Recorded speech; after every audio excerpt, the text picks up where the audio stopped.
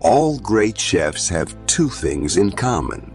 First, they respect nature as the true artist, and they are just cooks. Second, everything that they do is an extension of them as a person.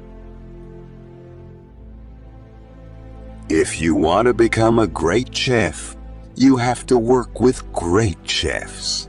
And that's exactly what I did. As a child, I loved being outdoors.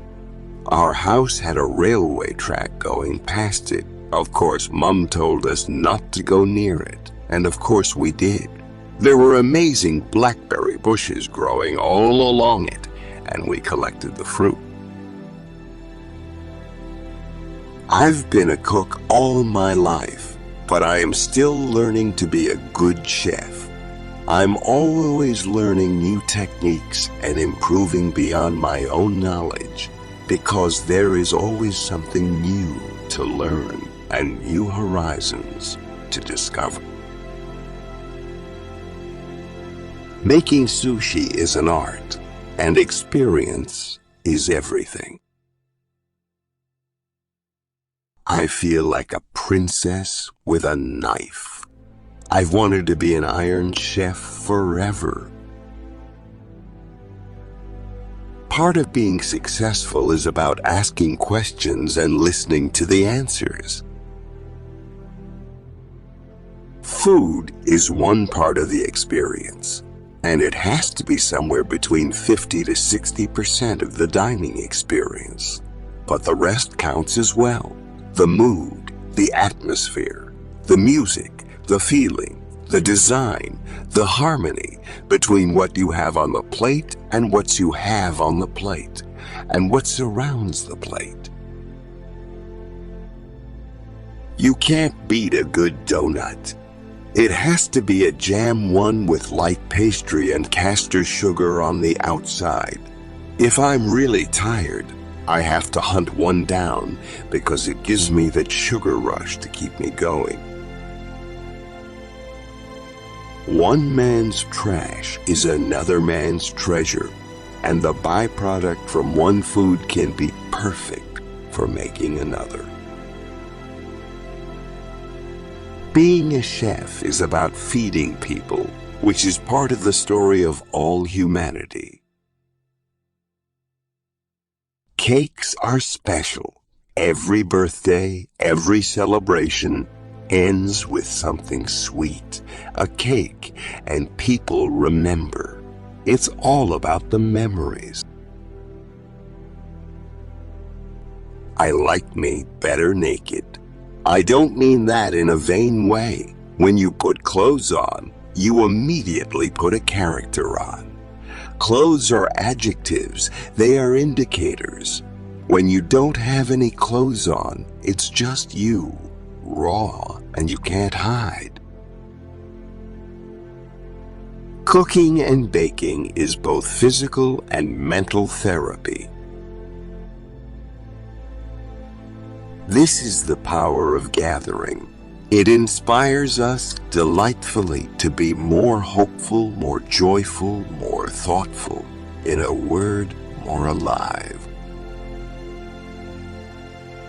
Cooking is like painting or writing a song. Just as there are only so many notes or colors, there are only so many flavors.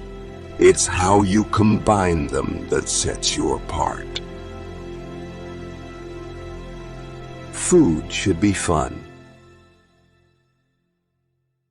A lot of people believe Italian food is tasty because there are a lot of ingredients. But they don't understand that the reason why it's tasty is because there are less ingredients than in any other cuisine. Cooking is creating emotion. Scoff is to eat. Schiaff is to slap. Like, get out to here, I'm gonna give you a couple of schiaffs, or forget presentation, just off the food onto the plate. It's quite true to say that if you work with marvelous fresh ingredients, the simplest dish is taken to another level. If you think big, then it's going to be big. As a boss, as a CEO, as a creative director, as a chef, I've learned that failure will always come. I've learned to give it a big squeeze, smile at it, humble myself to it, and then use it as a springboard to send me on my way to strength, success, and fulfillment. The secret of a happy marriage is finding the right person. You know they're right if you love to be with them all the time. What I've enjoyed most, though, is meeting people who have a real interest in food and sharing ideas with them. Good food is a global thing, and I find that there is always something new and amazing to learn. I love it. Airplanes are a good place to concentrate because you get no emails, no phone calls. Food is culture. Food is an identity, a footprint of who you are. Food brings people together on many different levels. It's nourishment of the soul and body. It's truly love. The great thing about pastry is there are so many avenues. It's very hard to get bored doing this. No rules. Don't be afraid to do whatever you want. Cooking doesn't have to have rules. I don't like it that way. Grilling takes the formality out of entertaining. Everyone wants to get involved. Food, to me, is always about cooking and eating with those you love and care for. Without food, we cannot survive, and that is why issues that affect the food industry are so important. I opened Leith's in Notting Hill in 1969, and it eventually worked its way into being awarded a Michelin star. At the time, there were a few women running small bistros, but I was the first woman to have a serious, expensive restaurant. Sustainability includes how you run your business, and my bottom line includes how you treat your people. Sustainability starts with your staff. Bullying is killing our kids. Being different is killing our kids, and the kids who are bullying are dying inside. We have to save our kids, whether they are bullied or they are bullying. They are all in pain. They are all in pain. Chef doesn't mean that you're the best cook. It simply means boss. The food and the people in Thailand never let you down, and Bangkok is an astonishing place.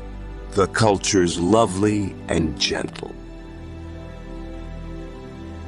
To me, there's no great chef without a great team.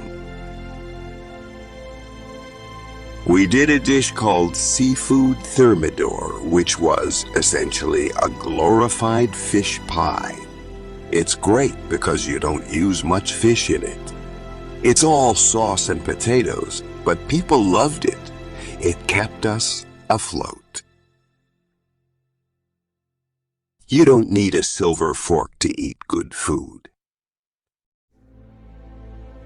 My favorite comfort food would have been braised beef. You know beef, slow cooked in a Dutch oven or in a slow cooker until it falls apart with simple mushrooms, some onions, and lots of fresh thyme and garlic. The painter, sculptor, writer, and musician are protected by law. So are inventors. But the chef has absolutely no redress for plagiarism on his work. On the contrary, the more the latter is liked and appreciated, the more will people clamor for his recipes. In Turkey, butchering was a low-class, degrading job. Now, thanks to me, all the kids want to become butchers. If you go to a restaurant and you go with people you like, your food will always taste really good. I never even dreamed of being a chef, and that's fundamental. Vancouver is a coffee lover's paradise, capable of impressing even the most hyper-caffeinated and jaded New Yorkers, such as myself. The coffee is fantastic, whether I happen to be craving a world-class espresso served with monastic intensity or a single origin pour over at a vibrant all-day cafe. Cooking is one of the most zen things. You have to be there. Keep it simple in the kitchen. If you use quality ingredients, you don't need anything fancy to make food delicious. Just a knife, a cutting board, and some good non-stick cookware, and you're set. Ham and cheese between two slices of bread do not make a great sandwich, but add some creamy mayonnaise, maybe some bright pickles and some crunchy vegetables, and we got a decent lunch going on.